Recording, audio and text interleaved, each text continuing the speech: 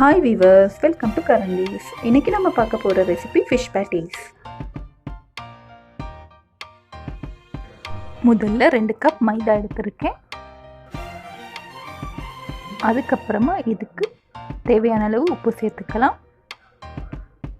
உப்பு சேர்த்ததுக்கு அப்புறமா 75 கிராம் பட்டர் சேர்த்துக்கிறேன். இது மூணையும் சேர்த்துட்டு இந்த மாதிரி கிரம்ஸ் மாதிரி மிக்ஸ் பண்ணி எடுத்துக்கோங்க.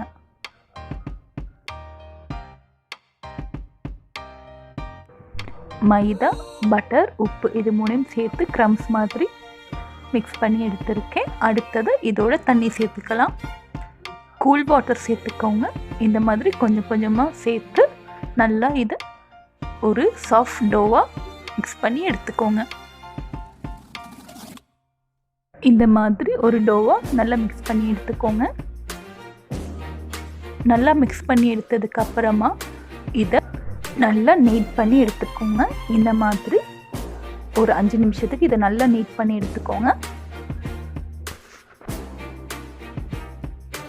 இந்த மாதிரி சைட்லலாம் எந்த கிராக்ஸும் இல்லாமல் இதை நல்லா நீட் பண்ணி ஒரு பால் மாதிரி நல்லா செஞ்சு எடுத்துக்கோங்க.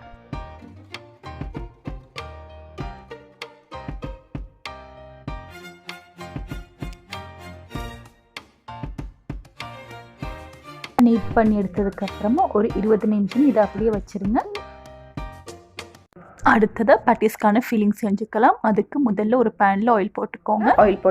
ஆயில் சூடானதும் இதில் பச்சை மிளகாய் போட்டுக்கலாம். அப்புறமா கொஞ்சம் கருவேப்பிலை ஆட் பண்ணிக்கலாம். இது ரெண்டையும் சேர்த்து நல்லா வதக்கிக்கோங்க.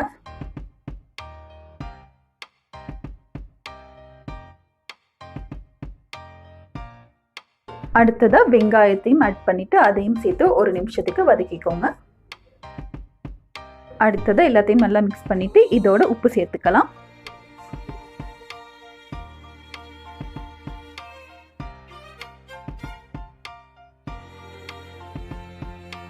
அடுத்ததாக மஞ்சள் கொஞ்சம் சேர்த்து நல்லா மிக்ஸ் பண்ணி விடுங்க.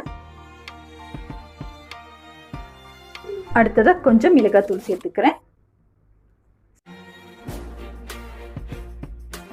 உருளைக்கிழங்கு ஒரு மீடியம் சைஸ் உருளைக்கிழங்கு இந்த மாதிரி அவிச்சிட்டு சேர்த்துக்கிறேன்.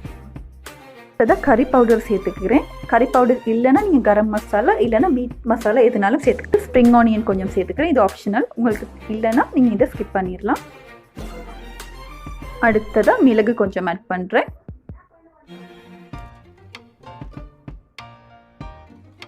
அடுத்ததாக கொஞ்சம் சில்லி ஃப்ளேக்ஸும் ஆட் பண்ணிக்கிறேன். உங்களுக்கு காரம் கூட மாதிரி ஃபீல் பண்ணிங்கன்னா நீங்கள் இதை சேஞ்ச் பண்ணிக்கலாம். சில்லி ஃப்ளேக்ஸ் மிளகெல்லாம் ஸ்கிப் பண்ணிவிட்டு உங்களுக்கு ஏற்ற மாதிரி இதை மாற்றி இந்த ஃபீலிங்கை செஞ்சுக்கலாம். அடுத்ததாக இந்த மிக்ஸோட நான் டூனா சேர்த்துக்கிறேன். டூனா இல்லைன்னா நீங்கள் டின் ஃபிஷ் சேர்த்துக்கலாம். அதுவும் இல்லைன்னா எந்த முள் இல்லாத மீனாலும் நல்லா அவிச்சிட்டு இந்த மாதிரி சின்ன சின்ன பீசஸ் ஆக்கி சேர்த்துக்கலாம். அப்படி இல்லாமல் உங்களுக்கு வெஜிடபிள் விருப்பம்னா நீங்கள் டூனாவை ஸ்கிப் பண்ணிடலாம். இல்லைன்னா சிக்கன் கூட இந்த மாதிரி சேர்த்துக்கலாம்.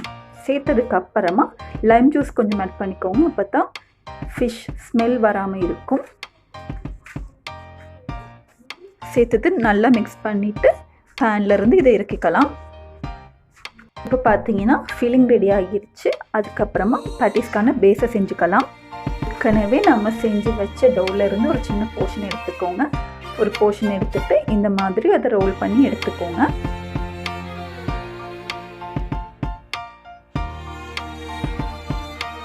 ரோல் பண்ணி எடுத்ததுக்கு அப்புறமா இந்த மாதிரி ஏதாவது ஒரு பாத்திரம் யூஸ் பண்ணி ஒரு ரவுண்ட் ஷேப்க்கு இதை கட் பண்ணி எடுத்துக்கோங்க.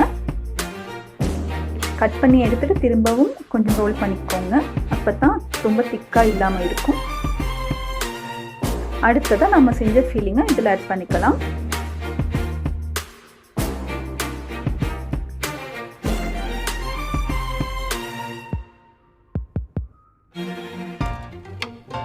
ஃபீலிங் ஆட் பண்ணதுக்கப்புறமா 2 சைடையும் இந்த மாதிரி கம்பைன் பண்ணிக்கோங்க. கம்பைன் பண்ணிவிட்டு சைடெல்லாம் நல்லா ப்ரெஸ் பண்ணிக்கோங்க. அப்போ தான் ஃப்ரை பண்ணும்போது இது வெடிக்காமல் இருக்கும்.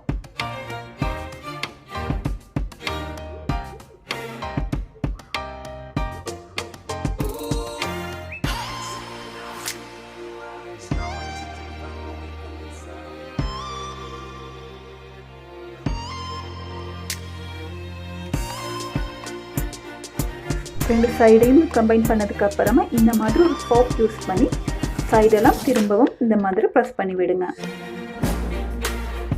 இது செஞ்சதுக்கு அப்புறமா அடுத்ததாக பேட்டிஸ் எல்லாம் நம்ம டீப் ஃப்ரை பண்ணிக்கலாம். டீப் ஃப்ரை பண்ணலாம், இல்லைன்னா பேக் பண்ணலாம். பேக் பண்ணுறதா இருந்தால் 175 செல்சியஸில் 30 மினிட்ஸ்க்கு பேக் பண்ணி எடுத்துக்கோங்க. இந்த மாதிரி கோல்டன் ப்ரௌன் கலர் வரும்போது இதை நாம் எடுத்துக்கலாம்.